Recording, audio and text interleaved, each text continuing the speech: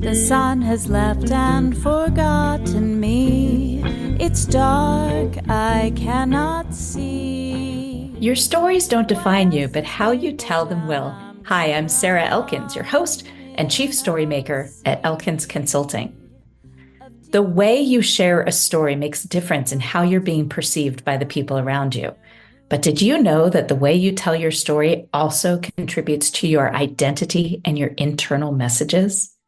Listen carefully over the next few episodes, and you'll hear what I mean by that. And sometimes we'll actually talk about that in the episode. And remember, if you are looking for a job and you're working through your interviews, my new course is on Udemy, Job Interview Storytelling. And if you'd like more information on that, check out my website at elkinsconsulting.com. Today's guest is Sophie Lechner. Another wonderful introduction from my friend, Mike Fritzius. He and his family have this amazing product line of natural body soaps and bath salts and all kinds of really cool stuff. They even just put out a new sunscreen. So look up Exactly Zero and meet Mike Fritzius when you have a chance. Sophie, thank you so much for joining me on Your Stories Don't Define You, How You Tell Them Will. Thank you, Sarah, for having me on. I'm excited. Me too. Well, we've been in our conversation online for a few weeks now, and I'm excited to hear the answer to this question because I know you have something already in mind.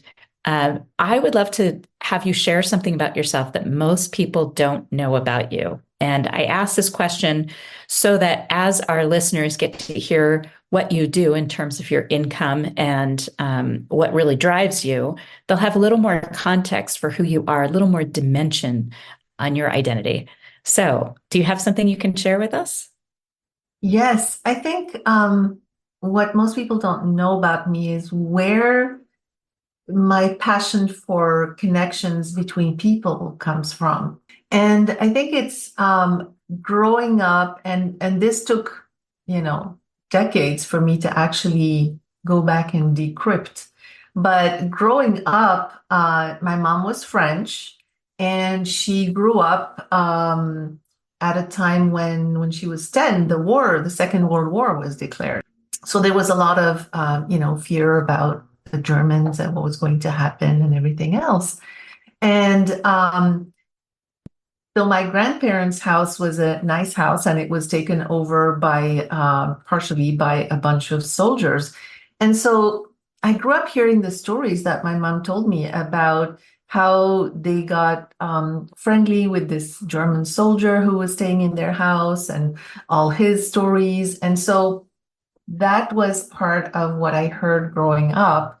And it was much later that I realized, wait, my mom did not teach me to look at, Germans a certain way, but she was able to sort of instill in me through these stories how the human to human connection is what really counts and what really makes a difference, and not to look at other external factors other than that one-to-one relationship. And then, in a parallel, which again, I didn't see for until decades later, but my dad was Pakistani, and he grew up during the creation of Pakistan. And so he had to immigrate from India to Pakistan, and he was on these trains where people were murdered. And he also was telling these stories about his friends. He was Muslim, and he had friends in university who were Hindu. And he was telling all these stories of how they were friends. And again, it was much later I realized, wait, during this whole very difficult time, he had these friends. And so I grew up in this normalized way of thinking that really the individual connection between people is what's important. And that's why I think years later, here I am really promoting to people the whole value of connecting one-on-one. And I use that in my context of, helping people to use LinkedIn for their business. But underlying all of that at the core is the richness of personal connections that really lights me up and that I want to share with people.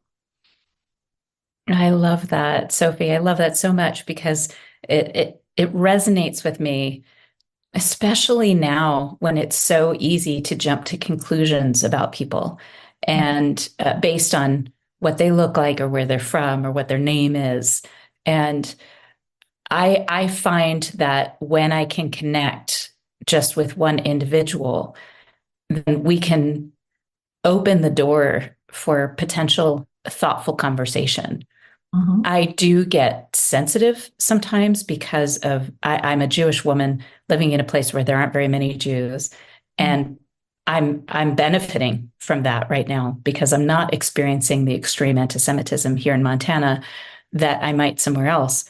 And at the same time, um, I'm struggling with one-to-one conversations with people even when I see who they are and I believe them to be good people because of my people's experience of their neighbors turning them in, turning against them, people that they thought they could trust. And so I think it's an especially important conversation right now for us to have is what are you putting out there and will you stand by it? Is this true to your being in terms of your actions, your behaviors, your words? How are you displaying your identity, your personality, your character, and your values through everything you do? It's, oh my gosh, it's such a critical conversation right now. So thank you for the work you do and the love and motivation you put into it. Thank you. Yes, I really enjoy anything that has to do with meeting new people. That's why I do a lot of networking, and I like in-depth conversations. I'm really bad at chit chat and what's it called? Small talk.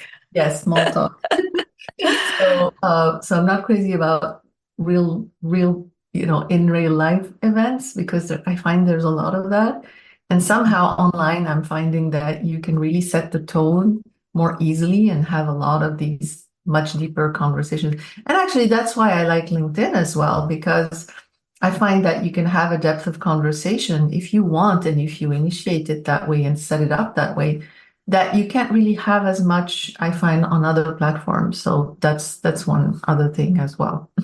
Yes, agreed. I've been on LinkedIn for 12, more than 12 years, and I've had the same experience. And I see people complain about not being able to get views or whatever on LinkedIn. And I just wanted to scream at them. That's not what this is about. It's about connecting and building not just a network, but a community. Yes. I love that. Yeah. And So also go leading ahead. to conversations outside of LinkedIn. That's really Right.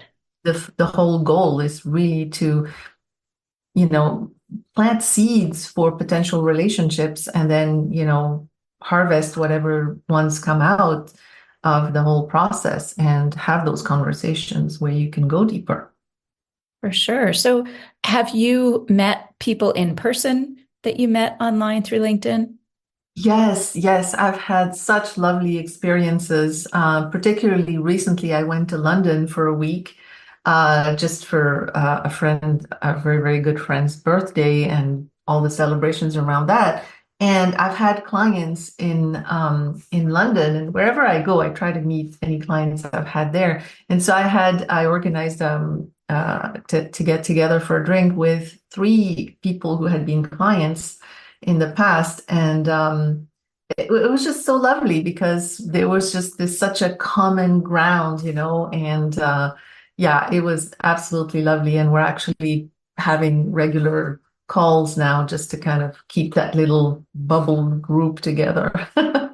That is so great. And I would encourage listeners to pay attention to what you're saying here. Many of us are more on the introverted side, where going to a big networking event or a conference gives us hives. Like just even thinking about it makes us vomit a little in our mouths. There are many of us like that.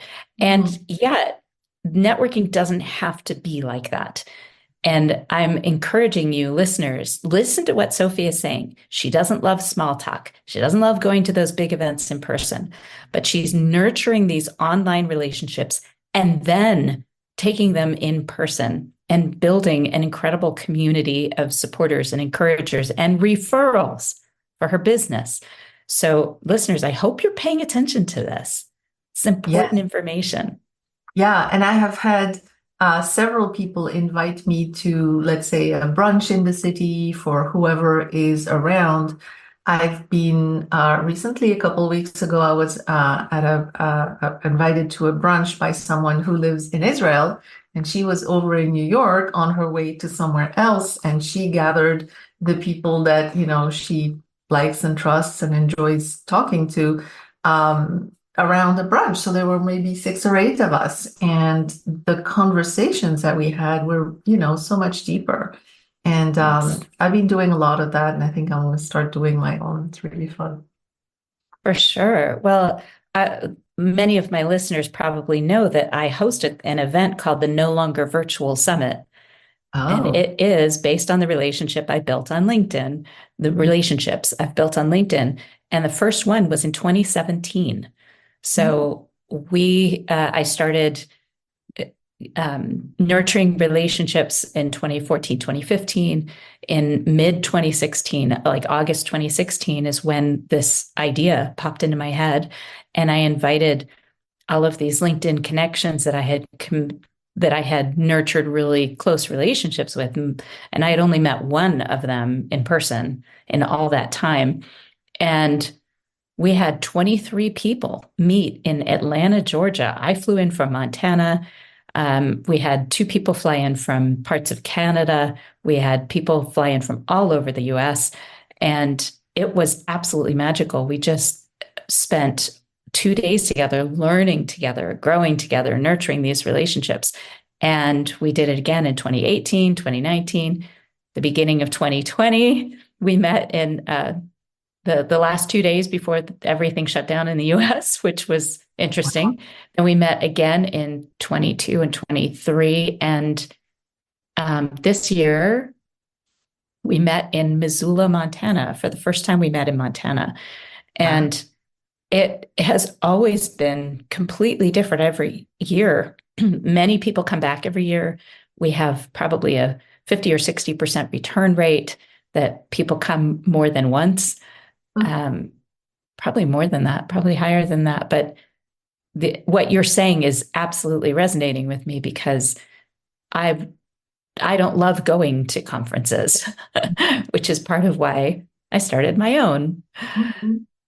So let's get back to your story of connection and how you learned these important lessons about seeing people as individuals instead of this generalizing and making snap judgments based on maybe one Facebook post that you read, which obviously narrows a person down to one 30-second interaction and ignores the rest of their complexity, which none of us would want to be judged by one interaction, especially if it was something that was an accident or an error in judgment that seemed minor at the time that blows up in your face. So when you think about your parents, first of all, I'd love to know, you have this Pakistani father and a French mother. Where did you grow up? So I was born in Pakistan, lived my first 3 years in Pakistan, and then my parents moved to France. They had originally met in England and lived for the most part in England for 10 years before going to Pakistan. Then I was born. And then they moved to France. So my childhood and teen years were in France. And then What later part of France? in Paris, and Oh. then outside of Paris to go to an international school. Oh, that's so cool. I have a friend right now teaching English in an international school just outside of Paris. I can't remember the name of the suburb. And I was just there in December for 2 weeks exploring Paris with my husband. So we can talk about that offline. It's one of my favorite cities. So when you think about your growing up and you've already kind of come to this connectedness of people and understanding this one-to-one, which in StrengthsFinder is funny. There's there's actually a talent called connectedness. And Mhm. people that are especially strong in that talent just see the bigger picture very, very quickly. They take that 10,000-foot view before anyone else can get there.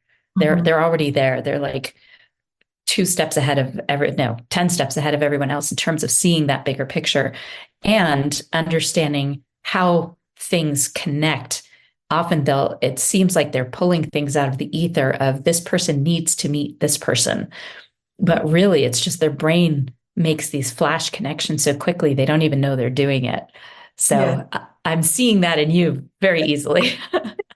that happens to me all the time. And it's interesting because some people have told me, well, you can't just connect people. You have to ask them first and send an email to each person to ask them if it's okay to connect them. And I'm like, I don't know. I just like to just do it. And I think that if I had to do all of that pre-work, I would probably lose, some of these potential connections. So I feel like, okay, the people, that I connect, they need to just trust me. So I try to explain in the email introduction, why I feel these two people would get along, but sometimes I really don't have a proper explanation. I just know it. And if they trust me enough and they connect, and they usually get back to me and say, hey, this was a fantastic connection. We hit it off. We're doing this, that, and the other together.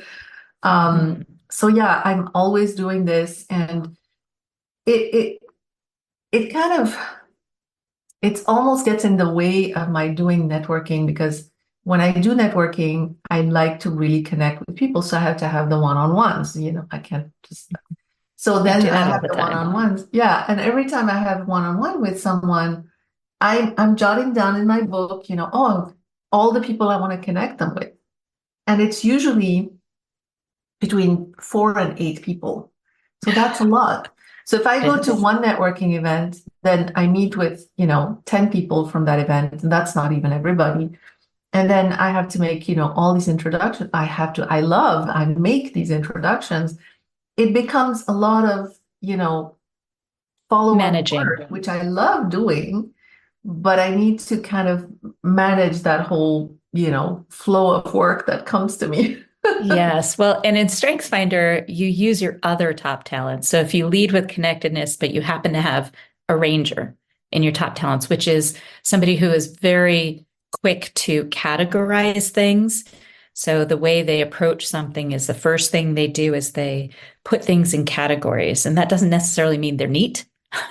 What it means is their brain immediately makes sense of the project by understanding these are the people, these are the materials, this is the money, this is whatever, and they categorize their program or their project. And what's cool about that is if they're really thinking about it, they can write down the top, say, 3 categories and manage whatever they're doing through those 3 categories, which means in your case, who are the top 3 people that come to mind when you think about who needs to meet whom and managing it that way. But who do I need to reach out to? Because I think sometimes when we think this way, my brother thinks this way as well, we forget that we have to take care of our own business as well. Yep. And so we're busy making all these other connections and forgetting that we need to follow up with certain people and ask them for introductions and referrals rather Yeah. than spending all our time and energy connecting others. Yeah. So that arranger would be helpful if you have strategic, thinking about the fastest, most efficient route from point A to point B, whatever your top talents are among those top 6, connectedness may be very high. But if you're using connectedness for everything, you're missing out on this opportunity to use another talent to manage it. So, yeah, we could talk about that another time. But Yeah, great. I did this my Clifton Strengths a long time ago, so I'm gonna go back and dig into that and re-look at it because yeah, it sounds like there's a lot of interesting and useful information that I could get from there to help me. yes, agreed. I love this tool. If you had told me 6 or 8 years ago that I would be so into an assessment, I would have not believed you. I would have gone in kicking and screaming because I always thought that they were too self-limiting, too labeling. an assessment was kind of weaponized against me by one boss. And so I always disliked them. But this one, for some reason, not only do I find it incredibly accurate, I also find it very practical. Mhm. So, yeah. But enough about StrengthsFinder. I want to learn more about your brain and your stories. Tell me about a recent experience with a client that really was a moment, because we have a lot of these when we do what we love and we're passionate about it. But think of a moment with a particular client where you realized, oh my gosh, I am so in the right place. I'm doing exactly what I'm meant to do right now. Tell me that story. Yes. I frequently have those moments, which, as you say, is the spice of life. And that's when you know you've reached the right place to be. I recently created a whole process to help my clients um, come up with the right content they need to use on LinkedIn to really attract their ideal clients. And it's a it's a process that's been evolving over a while, but now I have much more formalized it. And I have put it inside of a container that I created recently, where I finally gave myself permission to have a program that's a year long. Because I've had these programs that are, one-on-one coaching for 3 months and different other group programs, etc. But I always have felt that in order to really put together a cogent strategy for communicating on LinkedIn and getting clients, it's so much more beneficial to have a longer term view. And a lot of people don't want to hear that. They want results fast, right? Instant gratification, right? And so I finally said, okay, I'm going to create this offer and let's see how it goes. And it's a 1 year container. And I need it to be small because the level of support in there is very high. And so I have 4 people in there currently. I'm really happy with that. But the point is, somebody joined recently, and she actually did the entire process that I laid out. You create a program, you create a process, and then people go through it a little bit, a lot. They get value. Right. They pick and choose, right? Yeah. And it's all rewarding. But this person just went like whole hog, did the entire thing. And she's got like so much content laid out, and it's all strategic, and she's feeling fantastic about it. And I look at what it is, and it's just so rewarding to see the output being exactly what I had in mind when I created the program, and how, yeah, it's just so satisfying. And she's thrilled, and I'm thrilled. So she's seeing a significant change in her activities on LinkedIn. What is she experiencing? She's actually has not started posting any of it yet, but she's got clarity on everything that she needs to post and how she's going to post it and where. The results I've seen from a lot of other clients, but this one she's just starting. So it's really Well, that's what I was going to ask you. If she hasn't started posting, based on your experience with other clients, what do you anticipate happening for her as she moves forward? Oh, she will start having a lot of fun interacting with a lot of people. I told you this is all about the relationships, right? So, I'm going to interrupt you for just a second. Listeners, did you hear the very first thing out of Sophie's mouth was she's going to have a lot of fun?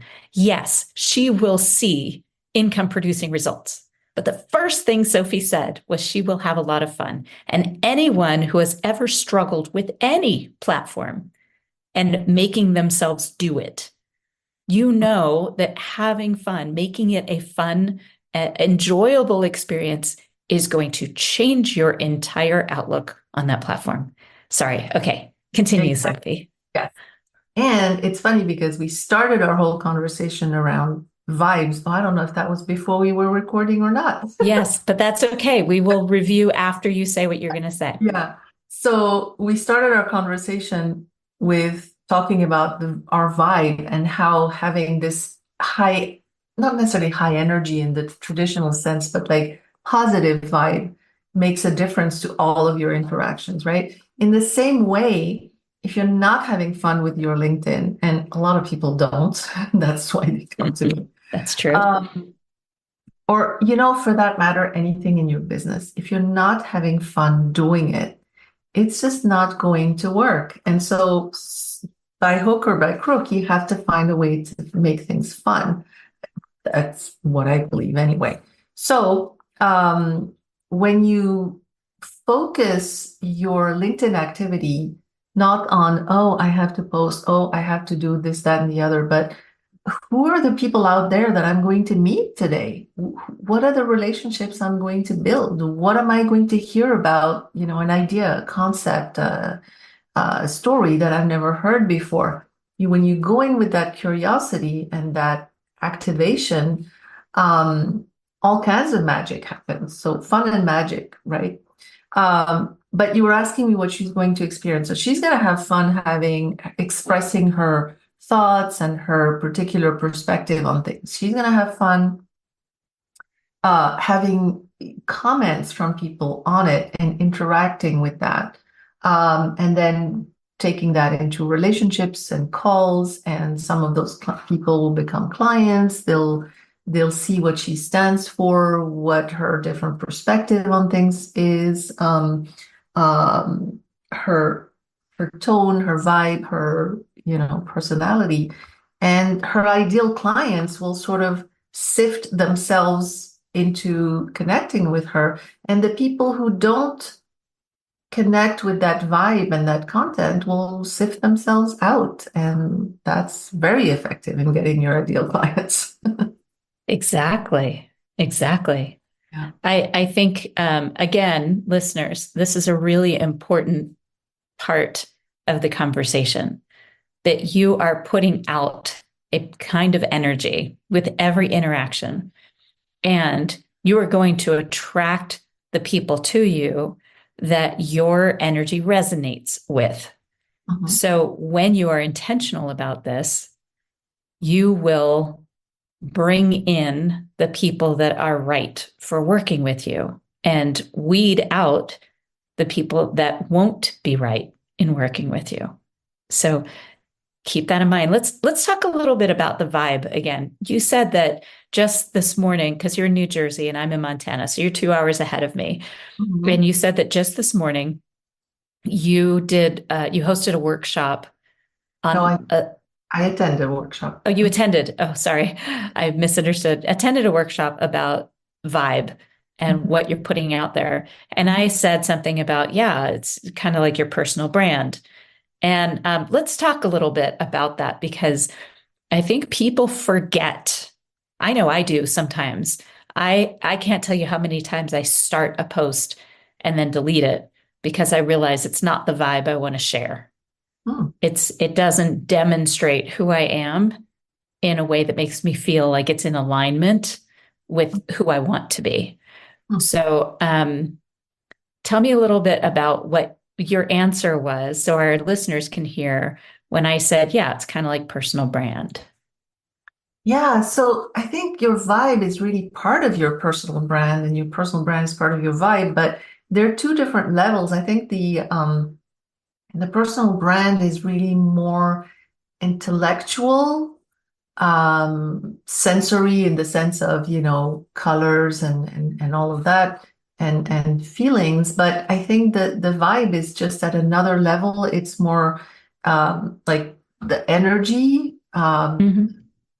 universe kind of. It's like level. foundational, right? It's kind of the foundational character that you exude.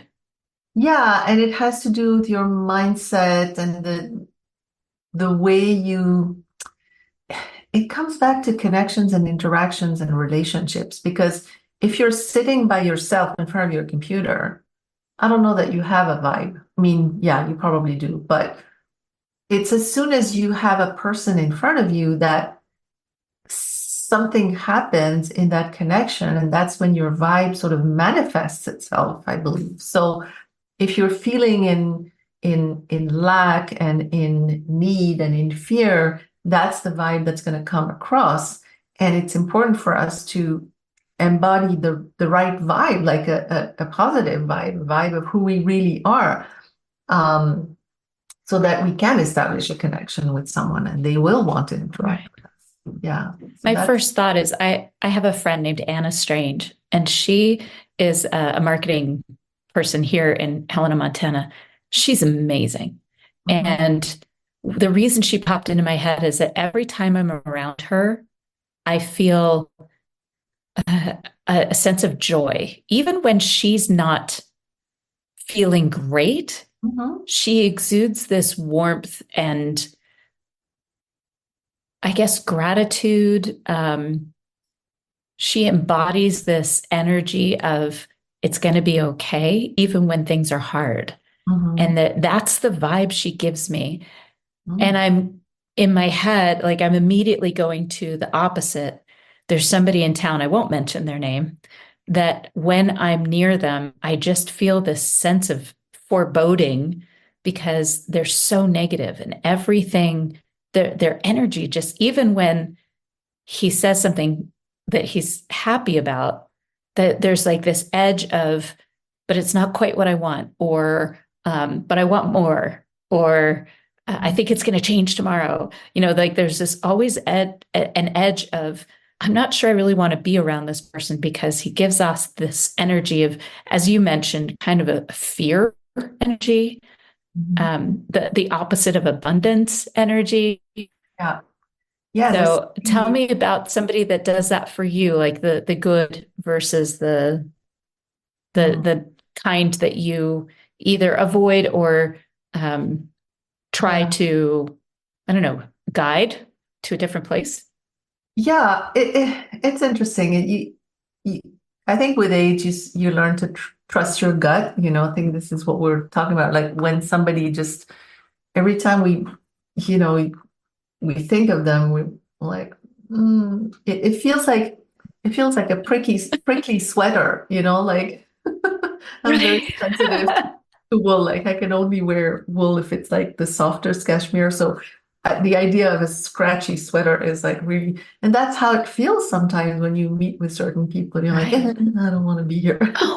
I have to interrupt you for a second. Sophie, excuse me. You just reminded me that sometimes we put on that sweater for ourselves. That's true. Anyway, we can talk about that next, but I didn't want to forget that. Go on. Right. And that does happen sometimes with somebody we meet who, intellectually we think, oh, they have all the things that I would want in a connection, a relationship. And so you work with them, or you interact with them, or even sign them up as a client, God forbid. But yes, it happens, right? And then you're stuck in this relationship. Yes, I've been there. Yeah. And it's funny because I started this particular business. I had another one before for 8 years, but this particular business I started 3 years ago. And in the beginning, I started noticing there were some clients I really was not having fun with, and others I was loving working with. And so one day I said, okay, I can't have these people that are just sucking the lifeblood out of me, right? And itchiness all over every time I thought about it. So I created a column with the people that I enjoyed working with and the people that I really loved working with, or hated and loved, whatever.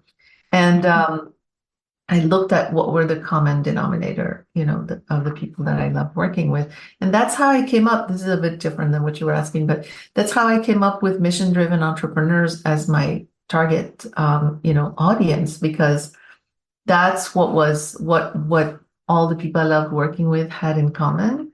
They were mission-driven, and sometimes they didn't know that they were mission-driven, but I knew they were. So that was one thing. But I also put in place a few things in my business that, like, tests or questions, different things along the Filter. way. Yes, thank you. That's exactly right. So that I could identify the red flags much faster. Oh, that's brilliant. And that way you have more of a you're kind of quantifying a qualification. Mm-hmm. You're figuring out ways to do this without it being just your gut, so that you feel like you're being more fair and not using bias as part of your Yes. ideal customer development. Mm-hmm. Yeah. Yeah. And recently, actually, so I hadn't had any clients I didn't enjoy for 2.5 years. I mean, I did this quite rapidly. And recently somebody got on a call with me and they said, "Oh, I want to work with you. I want to work with you." So I didn't, I just, but You it's didn't hard put to, them through your filter. right, because usually there's that conversation. You don't have these situations where somebody's just like, ah. And so I was all flattered like hell and signed her up and not good. Uh, Not a oh, good. I did that last year too. I went against my better judgment and I signed somebody up. And then, but here's the thing that was interesting to me. And this comes back to putting on the prickly sweater. I put on my own prickly sweater. Right. That's It wasn't somebody else. I was acting out of alignment with yes. my own Yeah. knowledge, with my own intuition by taking on this client. Yeah. I was like, I knew that this was not in alignment. Mm-hmm. And I put on the prickly sweater anyway. Exactly. And taking it off was such a relief. It was such a relief. And then it took me a little while to come back to looking at that prickly sweater and understanding why it felt so out of alignment for me, Mm-hmm. why I put it on. It was that feeling like you, I was flattered. I thought, oh yeah, this will be great. She really wants to work with me. So I was flattered, and that made me put on something that was out of alignment for me. Yep. And I realized most of the time that's what happens. If I put on my own prickly sweater, it's because I've been flattered. Yeah. My ego got in the way instead of my intuition, trusting my intuition. Is that what Yes. you're nodding and laughing? I wish our listeners could see this expression. That's definitely That's a good giggle. I was like, and then I was telling everybody, it's like, yeah, that's what I say. People come to you, they want to work with you. That's exactly what happened. And it was so great. But, it's better to have a little bit of a pause, think it through. I mean, thoughtfulness is one of the things I want to be known for. So I need to remember to do that. Right. And using your filter, I can tell you that sometimes I've used my sister or my husband as one of my filters. I'll say, this is what I'm thinking about, Mhm. and get their thoughts about it. And my husband sometimes isn't the best at it because he sometimes comes at it from, this is great for business. Mhm. And I say, but that's not what I want to do. Mhm. And he just doesn't, because he's not an entrepreneur. He works for a W-2, and he's great at what he does, and he's brilliant. I'll go to my brother sometimes, though, who is entrepreneurial, who has his own business, and I'll say, so this is what I'm grappling with. And he will just ask me exactly the right question to help me come to my own conclusion. Or my sister will say, oh no, this is what happened last year, remember? And so both together are just such great resources for me. So that's one of my filters. But Yeah. Yeah, it's so important to know who to ask advice from about what. I mean, that's another yes. that you develop over time because initially, you're asking like all these people and they get all these opinions and it's just a mishmash of not useful.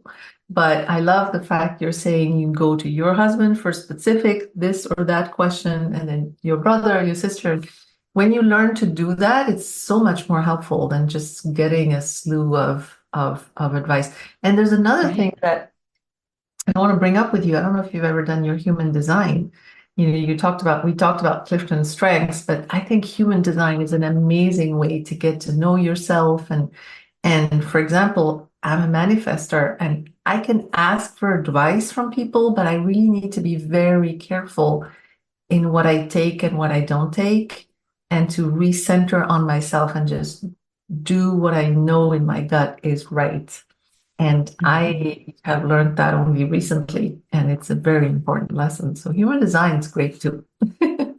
Yes, I've heard good things about it, and I've dabbled in it a little, dabbled excuse me, I've dabbled in it a little bit because I have a couple of friends that's what they work with, that tool. Um, so coming back to let's come full circle into that connectedness talent that I'm sure is at the top of your list. When you leave this conversation, what's one thing that you had confirmed for you in our conversation, and one thing that maybe as you said it brought you some more insight about something? I know with a lot of people with connectedness, that external conversation helps develop clarity and sometimes greater insight. So, what are those two things? Well, I think one thing that is really confirmed for me is the power of the personal connection with someone. Um, I've listened to a couple of your podcast episodes. I have not really met you one-on-one before, and I didn't have a clear idea of what I wanted to talk about before, getting on the call or anything like that. And just being super present with you as a person and in the moment just brings magic. I had no idea I was going to talk about any of the things that I talked about. My mom and my dad's story, no idea until you asked the question and it came, right? And so the power of letting ourselves have a deep conversation to go deeper really is, I think, magical. So that's what was confirmed. Can you tell me more about the other part of your question? Yes. Well, I know that there are some things that when I externally process them, so I tell a story of something that happened recently. So, for instance, I did 8 90-minute sessions, workshops for about total of over 300 engineers back in April over 4 days. And it was exhausting. And I was telling the story about this experience in my last session with a friend. And I realized that as I was telling the story, I was developing more insights about the experience. I was just telling the story, but then I realized, oh my gosh, that's why this happened. And this was amazing. It was a conversation that I generated between two engineers, one who has a talent called developer, relationship building domain, and one that has achiever in the executing domain. And I developed a conversation between them about how a developer approaches an achiever when they don't reach their goal. And the achiever and developer looked at each other after just this back and forth of about 2 minutes. And it was like a light bulb just went full on bright in the entire room. Mm. And when I was telling this story to somebody, that's when I realized how important that interaction was. At the time, it was cool, but telling the story gave me the insight. Externally sharing something that happened is what really generated the depth of that insight. Does that make sense? Yes, it does. It does. And I think the story that I told you about this client that I took on recently with who it didn't really work out, I think has really strengthened in me this realization. I think when you said the word flattery, that was, like light bulb. It was like, yes, I was flattered, and that's what tripped me up. So, yeah, I am very intent on not letting that happen again. But I think understanding the hook, the thing that made it happen was really helpful. And I need to be very careful when I feel very flattered in a conversation, like, look out, let's see what comes out of here. Yes. Oh, that's awesome. I'm so glad to hear that. Sophie, this has been such a pleasure, as I knew it would be, because when Mike Fritz introduces me to somebody, I know it's going to be a quality conversation. So thank you so much for joining me. Thank you for having me, Sarah. It's really, really, really been a pleasure. Listeners, Sophie Lechner is a LinkedIn coach for mission-driven entrepreneurs. And I encourage you to look her up, connect with her on LinkedIn, and read some of the contributions that she has made on that platform before you reach out to connect with her. Look at her comments on other people's posts. Look at her posts. Feel that magnetic energy that she shares across that platform. And you can find all of the links associated with Sophie on my website, elkinsconsulting.com, under the podcast page. And listeners, now it's your turn. What is the vibe, the energy that you want people to feel when they're around you? Whether it's an interaction through a post on social media, face-to-face, on a phone call, your next podcast interview, and especially the next job interview, or the time that you're interviewing somebody else for a job. Do you want to be welcoming? Do you want to be austere? Do you want to be somebody who feels like they belong? Or do you want to feel like an outsider? Because those contributions are absolutely in your power. I'd encourage you to think about it, maybe even write down what your vibe is today and what you want it to be in the future. Thanks for listening to Your Stories Don't Define You, How You Tell Them Will. You must keep on trying. Smile, what's the use of crying? You'll find that life is still worthwhile if you just smile.